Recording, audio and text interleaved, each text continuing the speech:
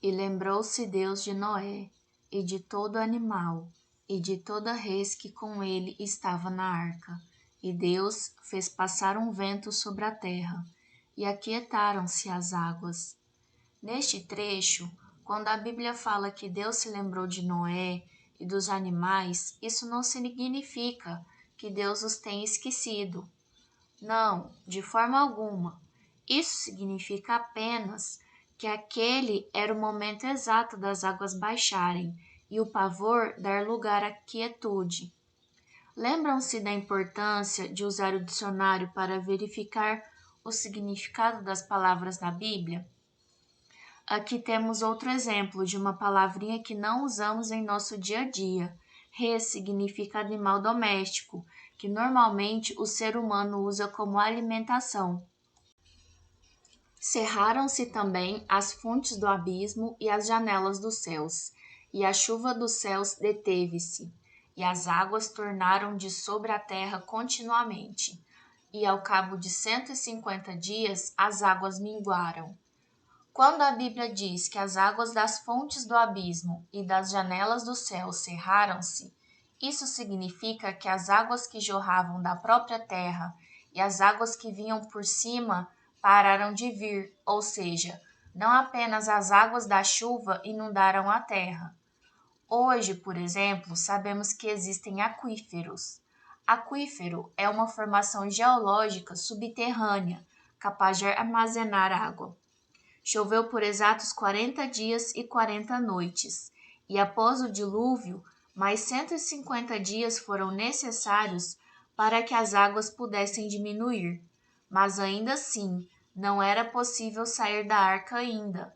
Elas diminuíram, mas não secaram-se completamente. E a arca repousou no 7º mês, no dia 17 do mês, sobre os montes de Ararat. Lembram-se do dia de início do dilúvio?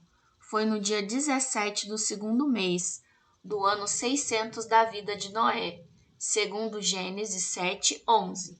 No ano 600 da vida de Noé, aos 17 dias do 2º mês, nesse dia romperam-se todas as fontes do grande abismo e as comportas dos céus se abriram. A chuva começou no 2º mês, mas apenas no 7º mês a arca repousou sobre o Ararat e não mais seguiu navegando. E foram as águas indo e minguando até o 10º mês. No 10º mês, no 1º dia do mês, apareceram os cumes dos montes. No 7º mês, a arca parou e fixou-se no Ararat. Mas apenas 3 meses depois, ou seja, apenas no 10º mês, a parte mais alta das montanhas ficaram visíveis. Considerando que o dilúvio começou no 2º mês, isso representou 8 meses de espera apenas para enxergar a pontinha das montanhas. E aconteceu que, ao cabo de 40 dias, abriu Noé a janela da arca que tinha feito. Nesse momento, vemos a prudência de Noé. Ele não abriu a porta da arca de imediato. E soltou um corvo, que saiu, indo e voltando, até que as águas se secaram de sobre a terra. Muito tempo havia se passado, mas ainda não havia terra seca para pousar. Depois, soltou uma pomba, a ver se as águas tinham minguado de sobre a face da terra. A pomba, porém, não achou repouso para a planta de seu pé e voltou a ele para a arca, porque as águas estavam sobre a face de toda a terra. E ele estendeu a sua mão e tomou-a e meteu-a consigo na arca. Depois de certo tempo em que soltou o corvo, Noé soltou uma pomba, mas esta também não encontrara terra firme. E esperou ainda outros 7 dias e tornou a enviar a pomba fora da arca. E a pomba voltou a ele sobre a tarde, e eis arrancada uma folha de oliveira no seu bico. E conheceu Noé que as águas tinham minguado sobre a terra. Ao soltar uma pomba pela segunda vez, esta demonstra que era seguro sair da arca, pois a vida brotava novamente do lado de fora da arca, e isso foi simbolizado pela folhinha de oliveira que ela trouxe. Isso demonstrou que as águas se secaram e que era seguro sair. A oliveira tem um tempo de crescimento longo. Achar uma folhinha dela representava segurança. Até nisso Deus foi zeloso.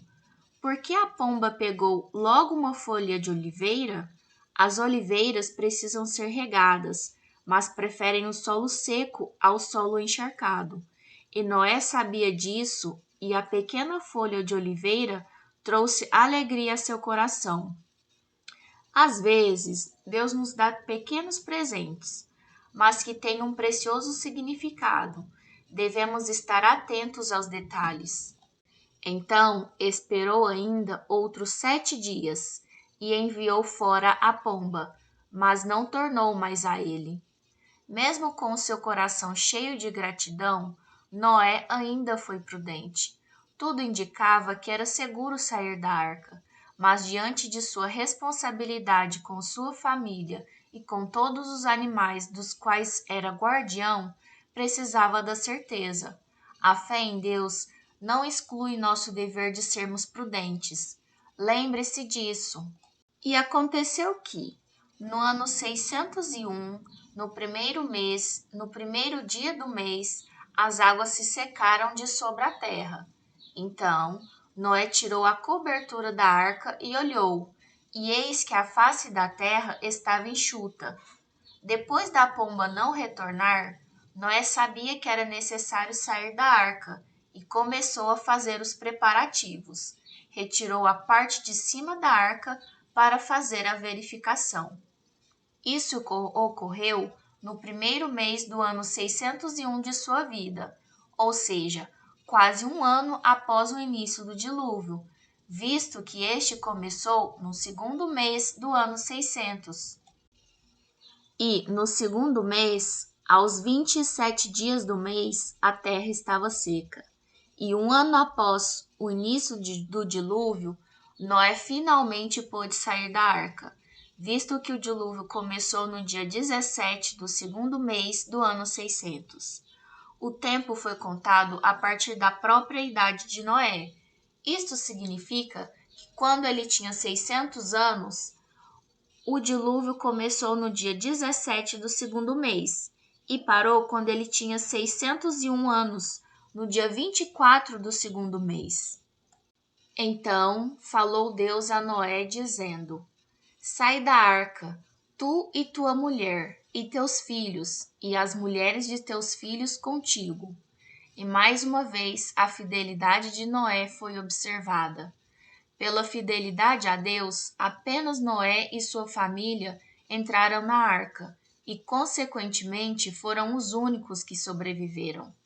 Pela fidelidade a Deus, Noé fez sua observação da terra e ele tinha visto que a terra estava seca, mas apenas à ordem de Deus ele de fato saiu da arca. Pois ele sabia que muitas vezes nossos olhos são enganosos. Quando ele soltou a pombinha e esta voltou com a folha de oliveira e não voltou mais, haviam fortes indícios de que já era possível sair. Depois ele ainda retirou a parte de cima da arca e viu com seus próprios olhos. Também percebeu que a arca estava seca, mas ainda assim esperou o tempo de Deus. Nesse exemplo, eu disse que Noé esperou a ordem de Deus, porque reconhecia que os olhos podem ser enganosos, e sobre isso há outro exemplo.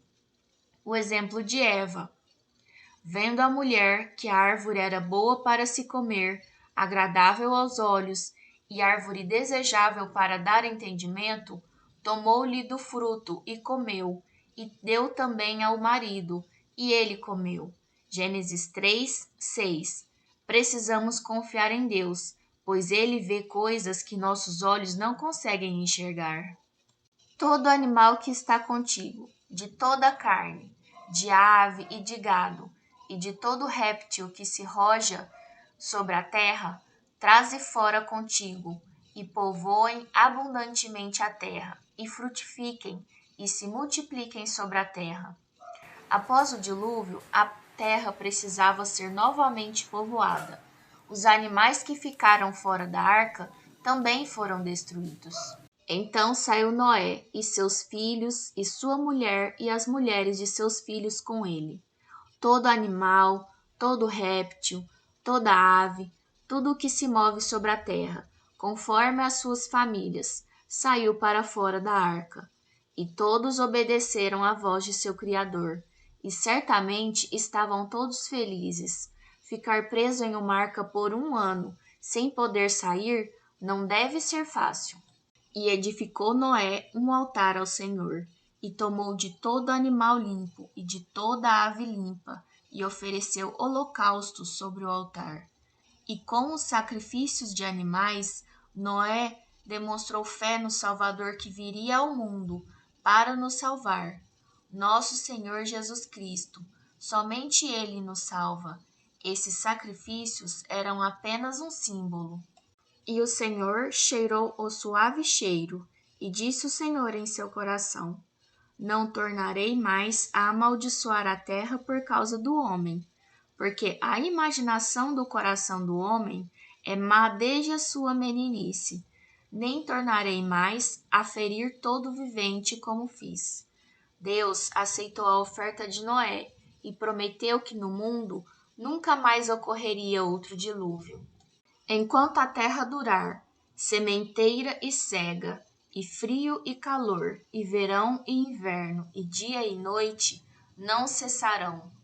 Enquanto houver terra, haverá plantio e colheita, frio e calor, verão e inverno, noite e dia. Ou seja, a vida seguirá seu curso normal, e as leis da natureza seguirão regras pré-estabelecidas em seu curso cíclico.